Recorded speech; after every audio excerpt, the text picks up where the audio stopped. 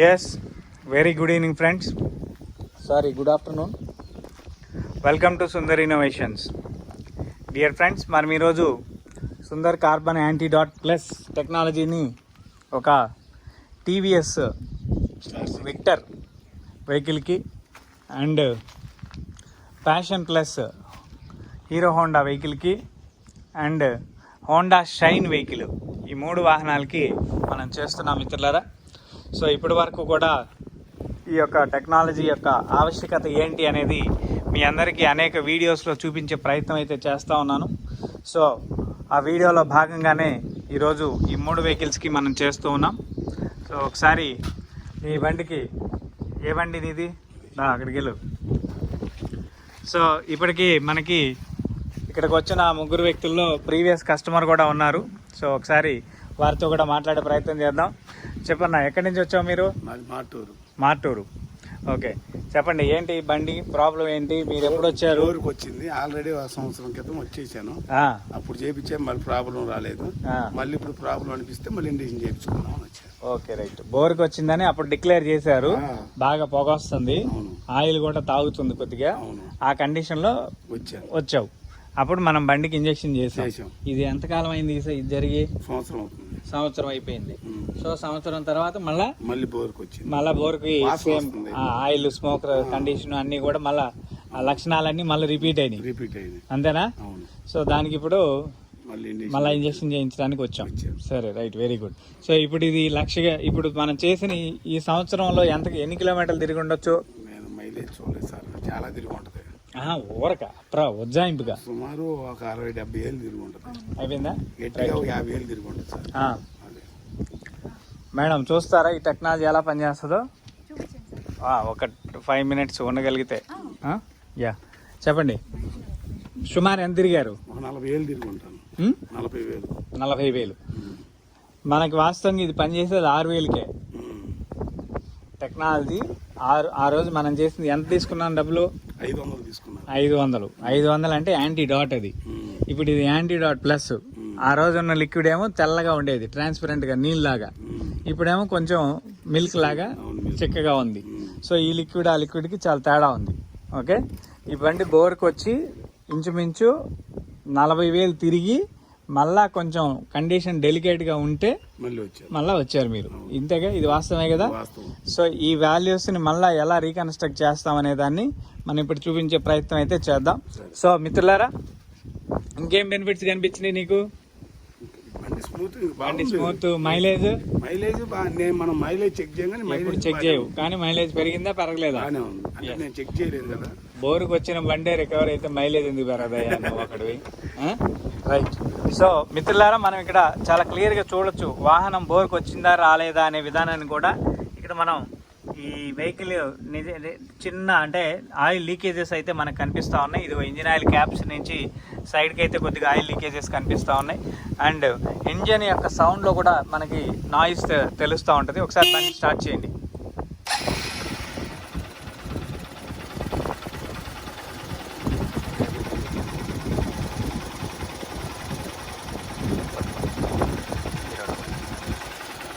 So engine noise మనకి తెలుస్తూ ఉంది. ఇది ఇప్పుడు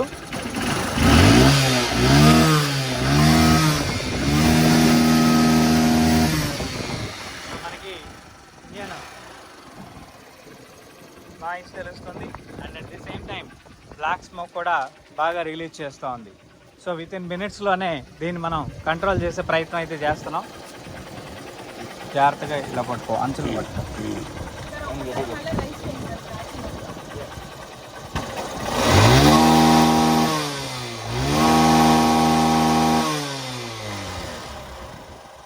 హార్డ్ స్మోక్ కూడా వస్తూ ఉంది.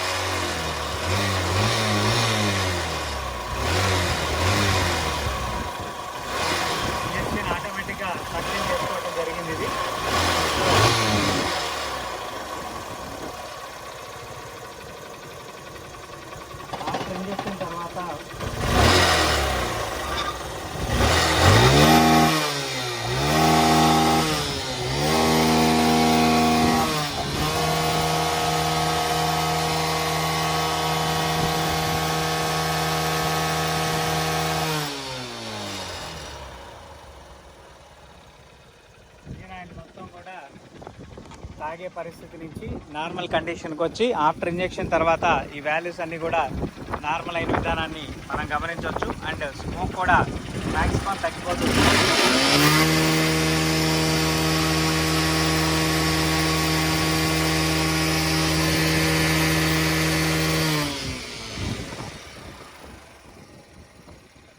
సో మళ్ళీ అదేవిధంగా మనం ఇంకొక వెహికల్ కూడా చేసే ప్రయత్నం చేద్దాం. ఒకసారి బండి స్టార్ట్ చేయండి.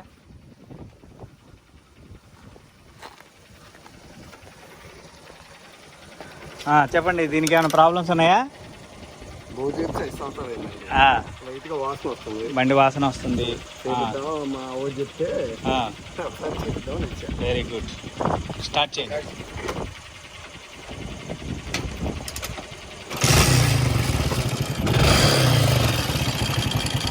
ఇది బోర్ చేపించి 5 సంవత్సరాలు అయిందని వీరే చెప్తున్నారు. అండ్ ఇంజిన్ నాయిస్ కూడా చూడండి, చాలా సపోర్ట్ నాయిస్ అయితే మనకి తెలుస్తూ ఉంది ఇక్కడ.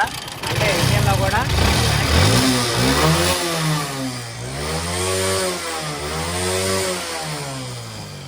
కనెక్టింగ్ నాయిస్ అయితే వస్తూ ఉంది. రైట్ రా, ఇంజిన్లో సపోర్ట్ నాయిస్ అయితే వస్తూ ఉంది. సో వితిన్ మినిట్స్లోనే ఆ వాల్యూస్ ఎలా పోతాయనేది కూడా ఇక్కడ మనం చెక్ చేసే ప్రయత్నం చేద్దాం.